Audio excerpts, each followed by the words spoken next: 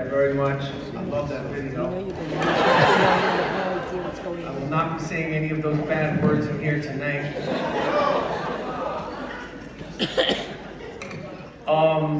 First of all, thanks for sticking around through the intermission and everything. These are the real hardcore fans. The rest of them, they're missing out.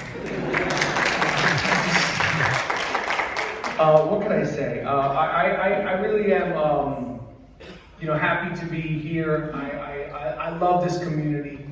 I respect this community. What can I say? I wrote some things down. First of all, I always have to lead with, because if this is ever seen by anybody outside of this room, I want to make sure I say the thing which is, seems to have been a bad word, is free the hostages. That is the first thing and foremost thing, is free the hostages by any means necessary. I am honored to be here. I feel like I am at home. I feel like I'm in home base. I am so comfortable in Israel. This is actually the first day of my wife and I's our fourth trip to Israel. And before November of 23, we had never been to Israel. Don't judge me, please. I grew up in New York City. I am what you would call a bagel and lox Jew, although I don't know any Jewish person or any person who likes bagels that would just have bagel and lox. So I consider myself a everything bagel toasted with cream cheese, tomato, capers, and onions Jew.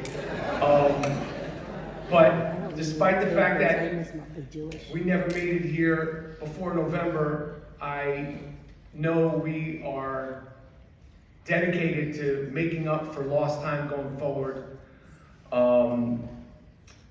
This is home. It feels like home.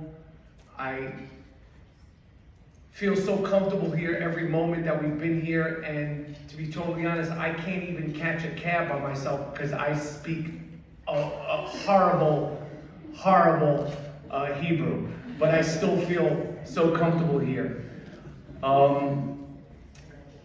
As lighthearted as that video was, I always, since my experience being here, there's obviously such sadness and demoralization, and I think we're at 268 days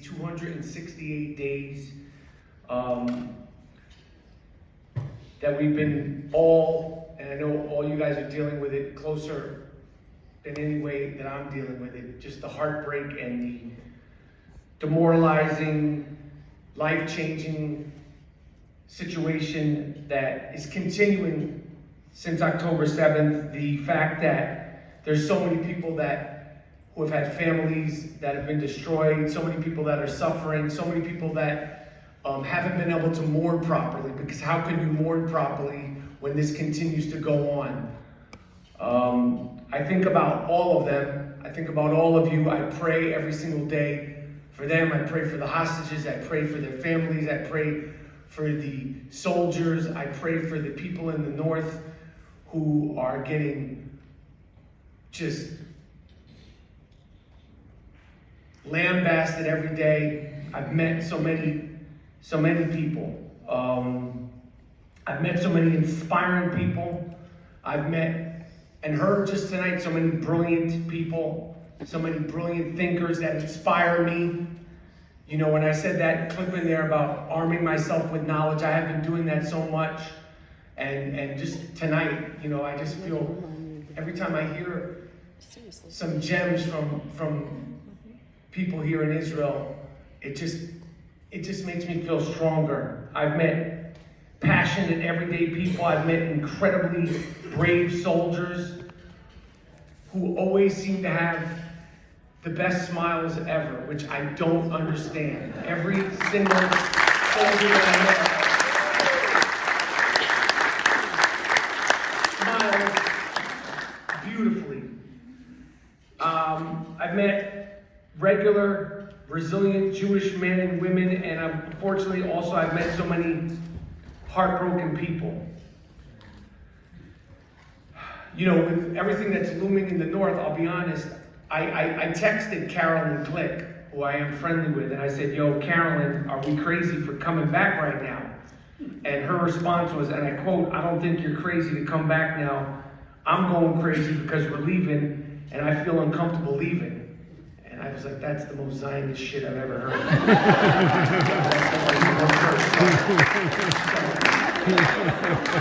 But I did feel I was like, that's, because I'm like, I'm scared to go. She's like, I'm feeling nuts because I have to leave. You know, in regards to what's going on in America,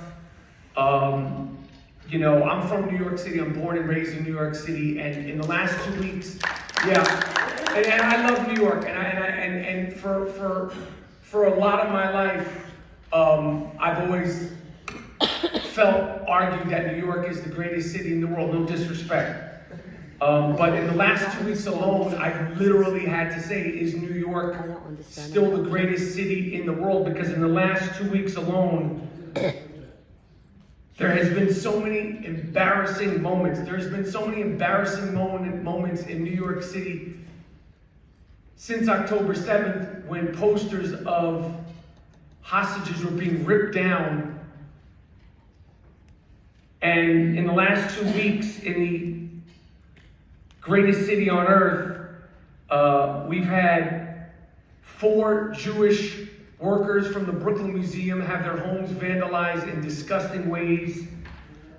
There was a mob of people that went outside the Nova Music exhibit and were saying the most vile, nastiest, mean, insensitive things I've ever heard in public. And on that same day, a bunch of terrorist-loving, keffiyeh scarf-wearing, thrift store, Hamas costume kids got on a subway in New York City and asked if there's any Zionists on the train. If there's any Zionists on the train, now's your chance to get out. I was embarrassed, and I was like, can this still be the greatest city in the world? Is there any Zionists on the train? Is there any Zionists in here tonight? Do not worry about what's going on in New York. Do not worry about what's going on in the diaspora. It's funny because we worry so much about you guys, and you guys are like, what about those idiots running around the city? Don't worry about them. It's offensive. It needs to be dealt with. It is a problem. It can grow. It needs to be nipped in the butt. But right now, there's bigger fish to fry. It really did make me ask, you know, is New York the greatest city? Because it doesn't feel that good right now, but Israel really does. And I don't need to say this because, you know, one of the things that I have been saying to people in America is, you know, to never doubt your Judaism, to never doubt yourself, to never doubt your Judaism, because these terrorist people, they don't want to just prey on us physically, they want to prey on us mentally, and they want us to doubt ourselves, they want us to doubt each other, they want us to doubt our government, they want us to doubt other Jews, they want us to question ourselves, and do not do that. And I strongly, strongly urge, and I'm doing the same thing, to stick together, to be together, no matter what level, no matter what denomination, because it was proven on October 7th, it doesn't matter what kind of Jew you are, what kind of Jew you think you are. If Jews were in the line of fire on October 7th, you would be treated as a Jew. We must stand with each other more than ever. I am praying for the hostages. I'm praying for the families. I'm praying for the people of Israel.